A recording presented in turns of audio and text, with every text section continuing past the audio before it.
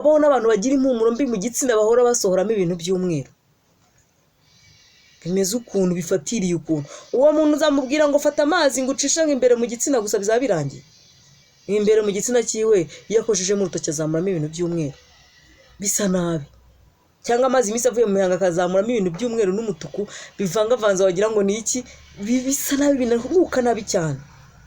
Niyo mpamvu ndababwira ngo hari umuti nabarangiye muri video, hari video ejo nimeruka gukora muri shake. Umuti nabarangiye umuntu ateka yamara guteka umuto uvanze n'intuze n'umushishiro urawuteka amara kuteka ukawufata nk'ikibumbu ukawuhereza mu gitsina cyiza. Rero nshuti bakunzi banjye mudukunda turabakunda, ariko noneho hano hari umuntu dusaba Imana Mariane aravuga ngo mwagiye mureka kutubeshya Dogita wababwiye ko bashyiramo urutoki ninde? Yewe namwe murakabya pe. Umva rero mubwiye nshuti yanjye, buriya hari ikintu kimwe mutari mwamenya. Narababwiye ngo jewe ntago mbagira inama yuko mbitekereza, mbagira inama yuko nabonye ko icyo kintu ari cyo. Siko bimeze? Ko nyange kubabwira ibyo nitekerereza nababwira ibintu byinshi kandi bigiye bitandukanye kandi mwakumva ni nabyo. Ariko ngiye mbabwira ikintu namaze kubona ko ari cyo, sibyo? Impamvu mbabwira ngo niba ugiye gukaraba mu gitsina, karaba mu gitsina neza. Ni isuku yo mu gitsina cyawe, ntabwo ari isuku yo mu gitsina cyanjye. Nubikora uzabikore, nutabikora nyine ubwo ngubwo bizaba ari imyumvire yawe ko nta kintu arenzaho. Ariko nge ndababwira ngo gukaraba mu gitsina mo imbere nabyo ni byiza. Uricara cyangwa ugasutarara ugafata amazi yawe ashyushye niyo akazuyazi kugira ngo igitsina cyawe kimere neza.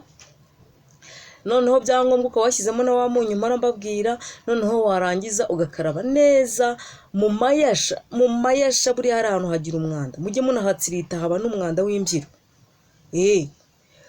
Abaciye imyeyo murabizi ku myeyo yanyu naho haba hariho utubyiro, mujye mudukuba.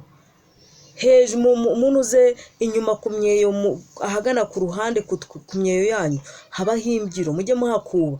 Imbere ahagana ku gitsina habaho imbyiro, mujye muhakuba.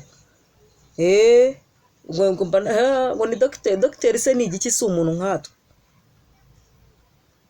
Mwega bureka mbabwire ikintu cya mbere cyanza kubica mu mutwe. Wowe iyo ubonye umuntu akwicaye imbere hano kuri kamera akakubwira icyo ashaka, icyo yaguteguriye kandi abona yuko bishoboka ko ibyo bintu biriyo yabigerageje inshuro nyinshi, uhita wibaza ngo ntabwo ari dogiteri. Uzi njyewe ndi igiki? Turaziranye uranzi? Uzi ndi igiki? Uzi ikijyanye n'ubuzima nkiziho bingana iki?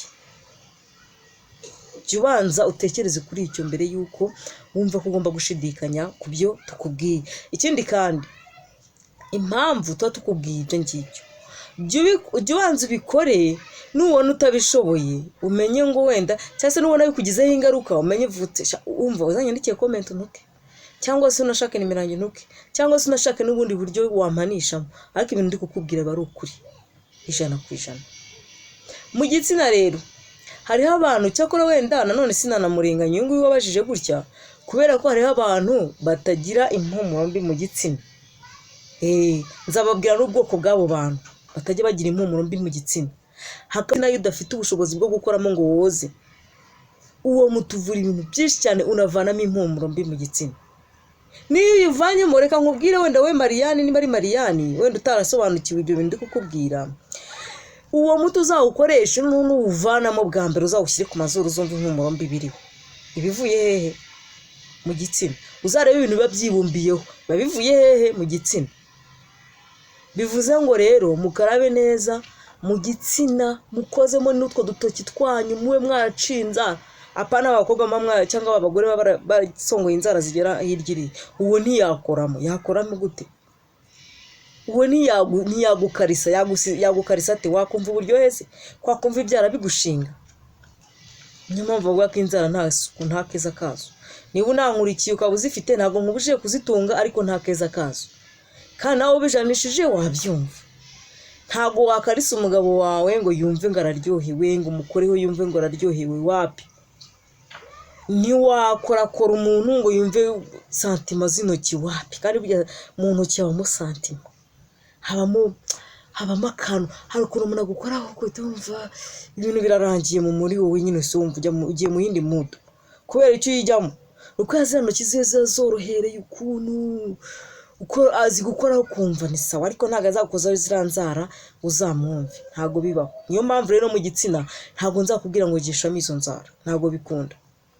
Ariko ku muntu uzi ubwenge afata igihe intuze intoki ziwe akazica inzara zakunda gukoresha, kadata tuvuge ko ari ugukunda gukoresha, noneho yarangiza akajya ajya gukaraba agashyushya twatuzi mu gitsina mu gihe yumva atameze neza, afite n'uwo mwanya agashyushya twatuzi, yamara kudushyushya agakaraba mu gitsina agakozamo akumva niba nta kibazo na kimwe kirimo mu gitsina, kuko nababwiye ko harimo abagira iyo myanda mu gitsina, harimo n'abantu batayigira. Kimwe yuko hariho n'abantu badahumura nabi, akaba yamara n'ukwezi atoze ariko ukaba utamwumvaho impumuro mbi. Ariko hakaba hariho umuntu uhera mu gitondo kugeza nimugoroba yakunyuraho kumva wapi, kumva byakaze. Abantu turemye bitandukanye, Imana niyo ibizi impamvu yabikoze gutyo, twebwe nta kindi twarenzaho. Ariko dufite ubushobozi bwo kumenya ngo ni iki twakora kugira ngo noneho ya mpumuro mbi turiho igabanuke cyangwa se idushireho. Ese ubwo bushobozi mwe murabugira? Murabukoresha se basi iyo bababwiye? Ikintu nababwira ni kimwe, kwizera kurarema kandi kurafasha. Wowe ubwawe niwumva yuko udakwiriye kwizera ibyo umwarimu akwigisha, uzave mu ishuri, kuko mu ishuri ntacyo uzaba uri kuhakora. Nese umwarimu azakubwira ngo andika i uteranyijeho cyangwa se ukandika i na ra na u isomangi iru, hanyuma noneho warangiza ugashaka kuvuga ngo isomwa ire, urumva se bizahura? Ntabwo bizahura. Ahubwo uzakurikiza ibyo mwarimu akubwira, ubanze urebe koko ko ibyo bintu ari ukuri. Nanjye niyo mpamvu mba ndi hano ku bwanjye, ntabwo mba ndi hano ku bwanjye kuko ibyo nzi nyine ni byinshi, nanabikoresha no ku giti cyanjye nyine nkiberaho neza. Ariko nanone ndifuza ko abantu mwese muri rusange tubaho neza, twishimira kubaho ubuzima bwacu ni butoya.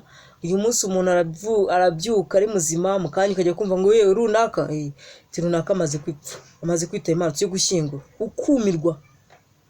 Niyo mpamvu ubuzima bwacu ni butoya, ni bugufiya.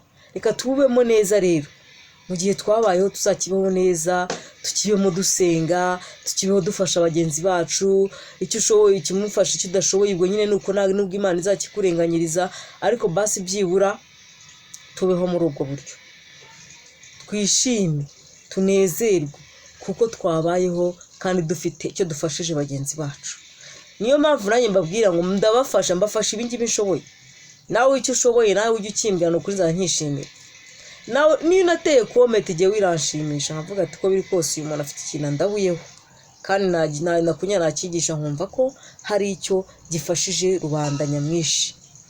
Nk'ubu wenda nk'uyu wafashije comment yari afite icyo kibazo kandi yumva ko bidashoboka, ariko uyu munsi ndagisubije, byumvikane ko hari n'abandi wenda bari bafite icyo kibazo bumviyeho kandi bakabasubijwe.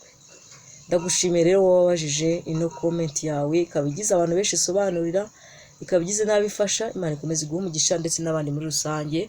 Murabizi ndabakunda cyane rero, ibiganiro byacu nakagaruka. Bye.